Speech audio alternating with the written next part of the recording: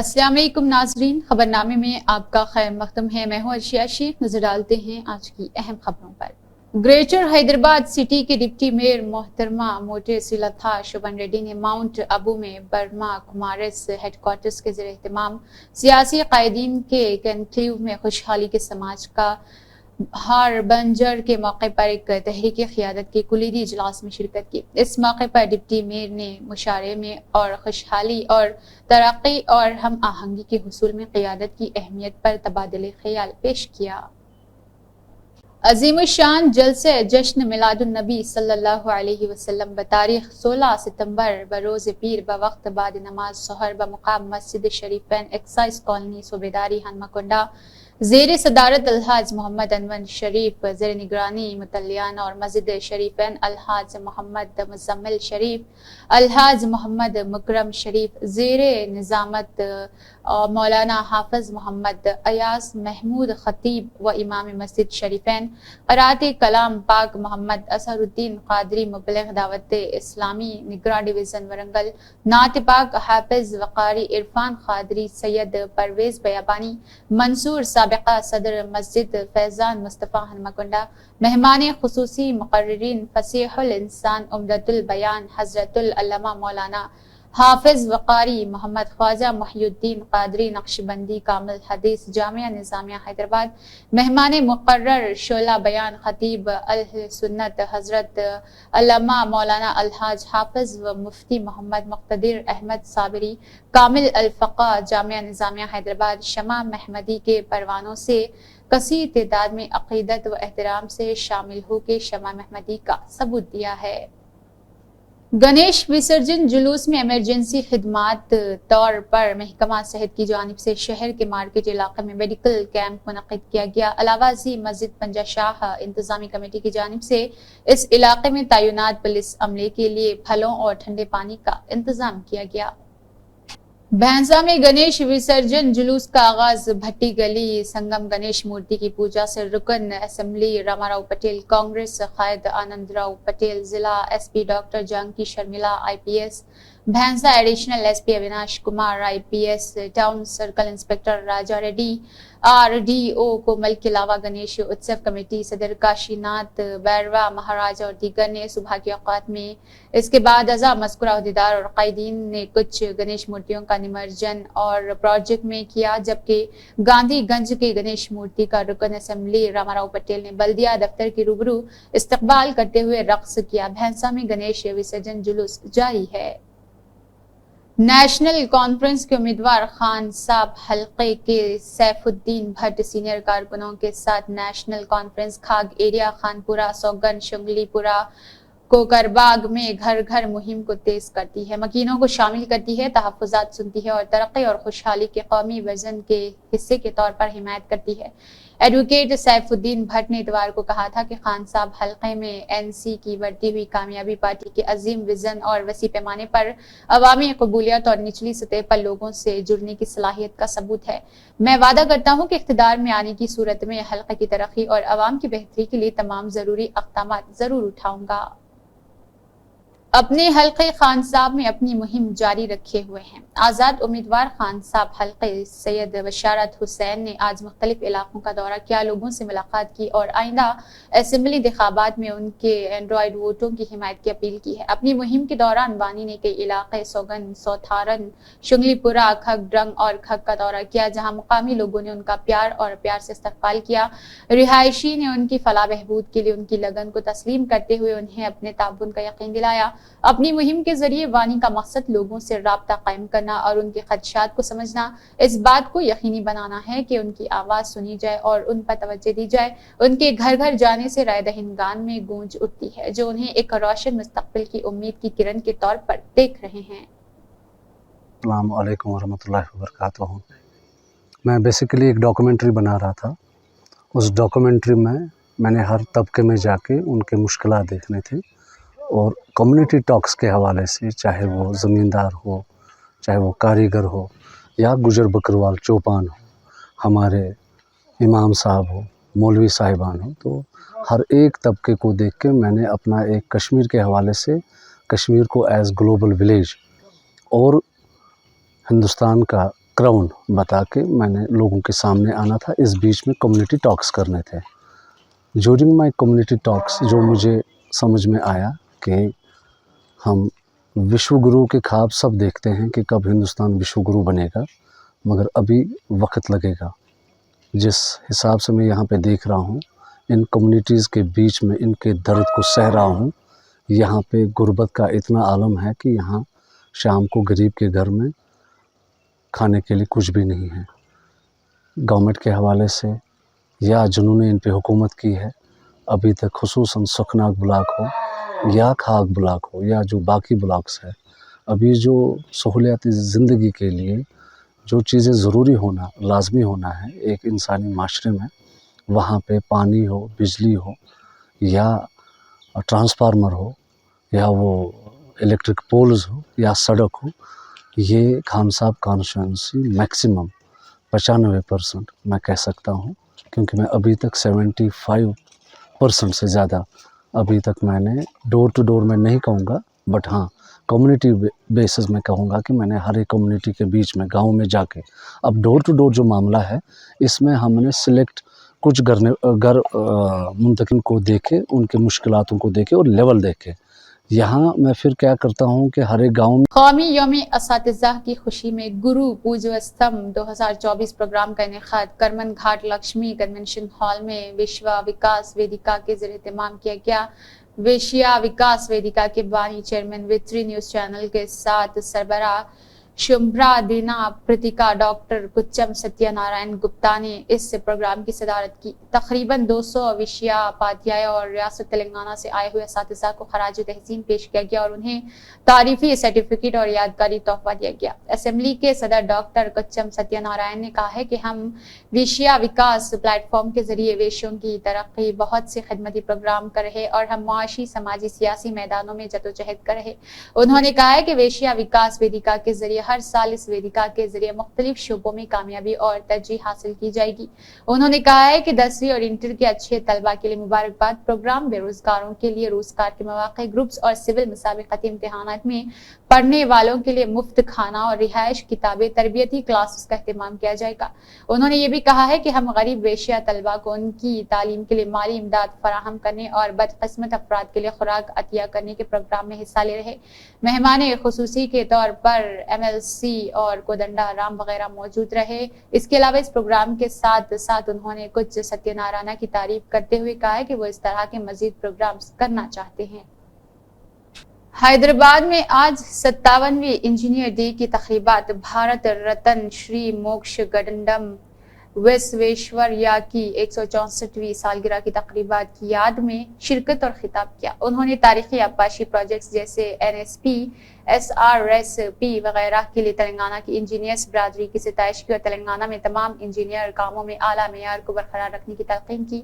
उन्होंने कहा है कि वो हैदराबाद में इंजीनियर्स के इदारे को मजबूत बनाने की कोशिश कर रहे हैं।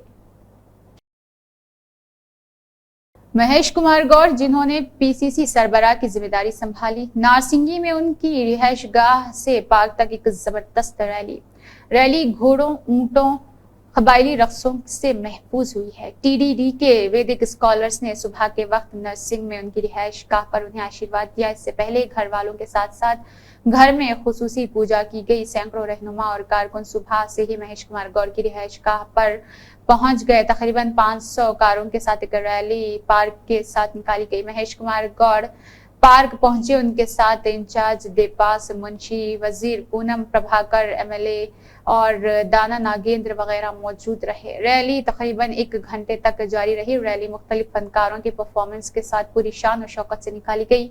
दोपहर 2:30 बजे महेश कुमार गौड़ गांधी भवन पहुंचे। CM रेवंत रेड्डी, AICC कायदीन, अरकान पार्लियामेंट, वज़रा, MLA, MLC, दीगर कायदीन और कारकुनान पहले ही गांधी भवन पहुंच चुके थे।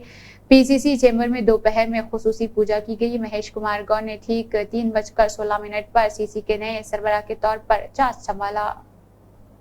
सैलाब ज़दगान के लिए बहुत सी अतिया दहिंदगान ने अतिया किया। उन्होंने इतवार को हैदराबाद में CM चंद्रबाबू नायडू से मुलाकात की और CM के रिलीफ फंड में चेक्स पेश किया।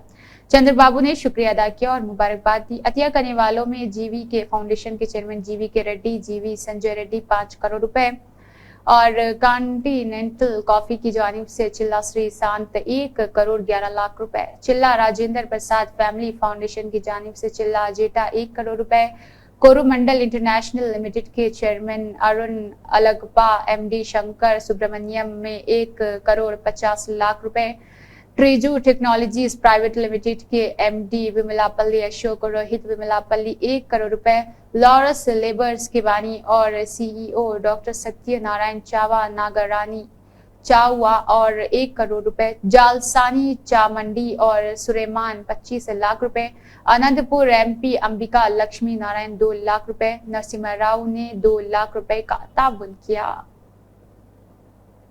कोकटपल्ली हल्के कांग्रेस पार्टी ने बोमा महेश कुमार गौड़ की तकरीब हलफ बिरादरी के एक हिस्से के तौर पर पार्क में शहीदों को खराज अकीदत पेश करते हुए कोकटपल्ली और लिंगमपल्ली हल्के के कांग्रेस पार्टी के इंचार्ज बंदी रमेश और जगदीश्वर गौडकर के साथ एक बड़ी रैली में शिरकत की। तेलंगाना प्रदेश कांग्रेस कमेटी के सीनियर कायदीन और दीगर ओहदेदारान इस मौके पर मौजूद रहे।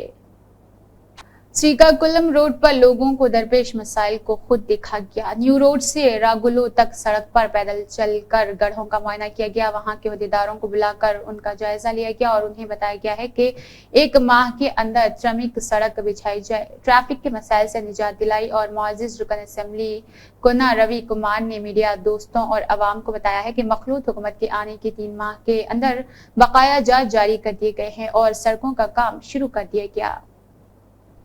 क्लिंगा कोमटला वार्ताका संगम के ज़ेर-ए-एहतमाम क्लिंगा पट्टनम और श्रीकाकुलम शहर में एक मीटिंग का इनेकाद किया गया। इस मीटिंग में एमएलए गुंडू शंकर मेहमान खुसूसी रहे। इस मौके पर ताजिरों ने एमएलए को अपने मसाइल से आगाह किया। 7 रोड जंक्शन कोटी श्री रामुलु मार्केट में पोर्टर कारकुनों ने श्रीकाकुलम के एमएलए गुंडू शंकर को अर्जी सौंपी है। इस मौके पर उन्होंने एमएलए को अपनी मुश्किलात और मसाइल से आगाह किया।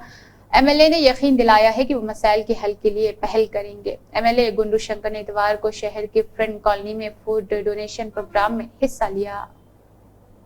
कानून साज गुंडू शंकर, जिन्होंने अंबा टिवानी पेटालू वेदिया कैंप शुरू किया, नामवर लोगों की याद में इतवार को गाड़ा मंडल के अंबा टिवानी पेट गांव में अहल खाना और गांव के लोगों की तरफ से मुश्तरका तौर पर एक मेडिकल कैंप का इनेकाद किया गया। श्रीकाकुलम के रुकन असेंबली गुंडू शंकर ने आंजहानी अंबाती गोविंदा राव के नाम से मेडिकल कैंप का आगाज किया और कहा है कि मुमताज लोगों की याद में मेडिकल कैंप का इनेकाद गाँव में लोगों के लिए बहुत मुफीद साबित होगा।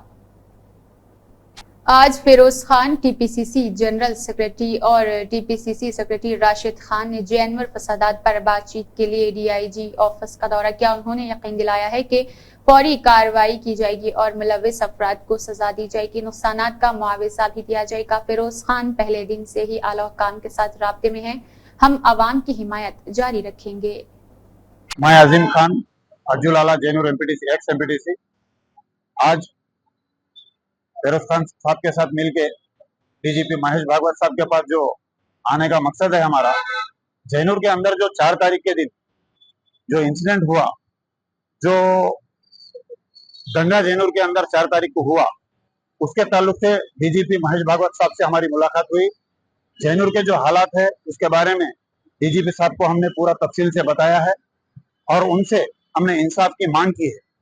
जैनूर के जो हालात है, प्री प्लान किया गया एक इशू है जैनूर का, जो कि आदिवासी लेडी है, हम भी उसकी मजम्मत करते हैं। उसके साथ जो बुरा हुआ हमको भी वो तकलीफ है, लेकिन इसमें गांव के जो बेकसूर लोग हैं, जो बेकसूर आवाम है जैनूर की, उनके साथ जो नाइंसाफी हुई, जो आदिवासी लोगों को चढ़ाकर उनको यूज करते हुए दूसरे जो लोग हैं, जो भी दूसरे पार्टियों के लोग हैं, जो शरपसंद लोग हैं, वो लोगों ने ये प्री प्लान करके मार्केट बंद करा के इसके अंदर डीएसपी जो सदैया साहब है, एसपी है आसिफाबाद के, उनका भी हाथ है। उन्होंने एक दिन पहले जैनूर की मार्केट को बंद करने का ऐलान किया था। दूसरे दिन जब जैनूर मार्केट बंद हुई तो हमको किसी को मार्केट में आने की इजाजत नहीं थी। पूरी मार्केट पुलिस के अंडर में थी। जब पुलिस के अंडर में मार्केट थी तो पुलिस का ये फर्ज बनता था कि मार्केट की हिफाजत करे, हमारे मस्जिदों की हिफाजत करे, हमारे जो इबादत गाह है उसकी हिफाजत करे, हमारे घरों की हिफाजत करे। जैनूर के अंदर 3 तारीख के दिन पुलिस बंद बोलने के बाद 4 तारीख के दिन कुछ ऐसा हुआ कि पूरे लोगों को मार्केट से हमारे बाहर करके पुलिस साथ में रह के मार्केट को जलाया गया। मार्केट को लूटा गया, हर दुकानों को लूटा गया, मस्जिदों में बेहुरमती की गई कुरान शरीफों की।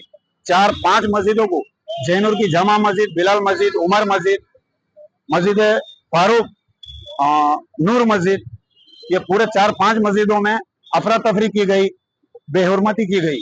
उसके बाद दूसरी बात, हमारे ही दुकान टूटे, हमारे ही दुकान जले, हमारे ही दुकान लूटे, हमारे ही घर टूटे, हम लोग लूट गए, हमारी इबादत गाह पूरी तहस नहस हो गई। उसके बाद हमारे ही नौजवानों पर केस करके जेल को भेजा जा रहा है।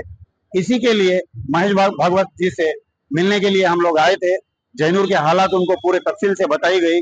जो कि जैनुर के अंदर एक्यूज है कनका यादव राव, उसको आश्वासन दिया है डीजीपी साहब ने, उसको हमने अरेस्ट करके जेल को भेजा है। और हमको पुलिस के ऊपर, डीजीपी साहब के ऊपर, आईजी साहब के ऊपर पूरा भरोसा है, वो लोग हमारे साथ इंसाफ करेंगे। और यही इरादे से हम लोग आए थे। हम फिरोज खान साहब के काफी शुक्रगुजार है, हमारे रशीद खान साहब के काफी शुक्रगुजार है, जिन्होंने हमको यहाँ तक आने का मौका दिया, हमारे साथ आए। कौम का दर्द इनके अंदर है, जब तो इन्होंने हमको यहाँ लाकर 2 दिन यहाँ पर संभाल कर हमारे साथ आके हमारे दर्द को बयान किया। और हम उम्मीद करते हैं कि फिरोज खान साहब, रशीद खान साहब रेवंत रेड्डी साहब के कान पे यह बात डालेंगे और रेवंत रेड्डी साहब को साथ में लेकर जैनुर के पूरे जायजा हालात पूरा बताएंगे। और हमारे लोगों के साथ, हमारे दुकानों के साथ, मकानों के साथ, मस्जिद के साथ जो कुछ भी हुआ उसका हमको इंसाफ दिलाएंगे, ये हम उम्मीद करते हैं।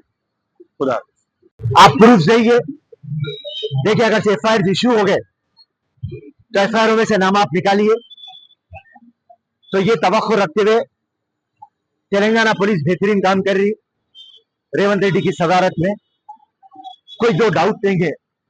पर आपको मालूम है, ये बात से आप वाकिफ है, जब भी कम्युनल वायलेंस होता किसी को कुछ समझ में नहीं आता और एक बीस्ट, एक ऐसी हैवानियत आ जाती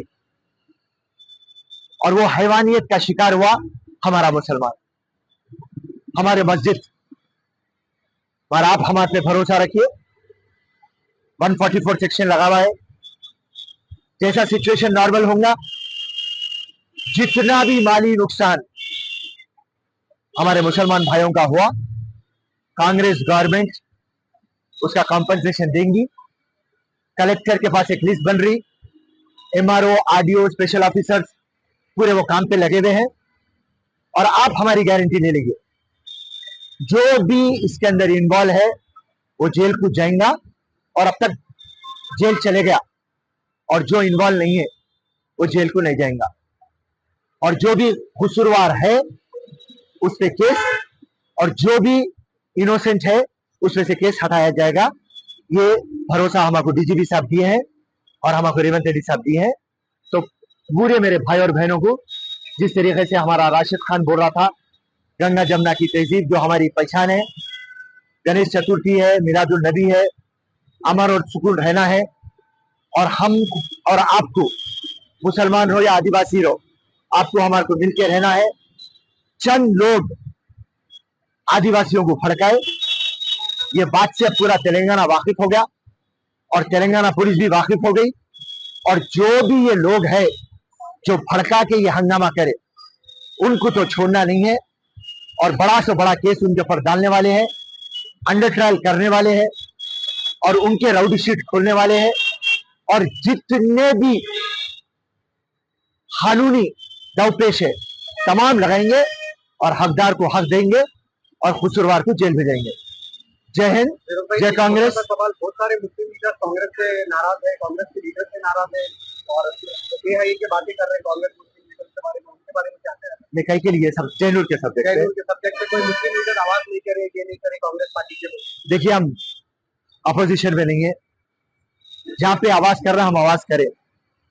पहले दिन से मैं मुख्यमंत्री से बात करा, पहले दिन से कलेक्टर आसिफाबाद से, डीजीपी साहब से, आईजी साहब से, एसपी साहब से, हर किसी से हम बात कर रहे हैं। सो अपोजिशन में होते तो कुछ हमारा रवैया अलग होता। आज रूलिंग पार्टी में है हम, पर इसका ये मतलब नहीं है कि हम हक नहीं दिलाएंगे। जैनुर के जो भी लोग हैं पूरों से मैं टच में हूं और यह एक जिंदा गवाह है जो सामने है। आज मौका आया मैं डीजीपी ऑफिस ला लिया। हर वक्त हम मुख्यमंत्री, गवर्नमेंट, पुलिस से हर रोज बात करते थे। तो ये बात गलत है कि इसके ऊपर हम बात नहीं कर रहे थे, तवज्जो नहीं दे रहे थे। ये बात टोटली रॉन्ग है। 24/7 हम लगे हुए थे, आज भी लगे हुए हैं, और जब तक आप लोगों को हक नहीं दिलाएंगे हम आराम से बैठने वाले नहीं। जय हिंद, जय कांग्रेस। बिस्मिल्लाहिर्रहमानिर्रहीम, अस्सलाम वालेकुम, नमस्ते, सत श्री अकाल। आज फरोज खान साहब की जेर सदारत में हमने एक दरखास्तनामा पेश किया डीजीपी साहब के साथ, और ये दरखास्तनामे में जैनुल मंडल में जो दंगे फिसाद हुए उसकी तफसीली बयान की। और अहम ये चीज है कि दंगे हुए और दंगों में जो लोग मुलविस है उनके ऊपर एफआईआर दर्ज करना चाहिए। उनके ऊपर एफआईआर दर्ज हुए, बस साथ ही साथ जो बेकसूर लोग हैं जिनके दुकानों को जला दिया गया, मसाजिदों की बेहरमती हुई, उनके गाड़ियों को जला दिया गया, तब वो ताराज कर दिया, वो मासूम लोगों के ऊपर भी एफआईआर दर्ज हुआ।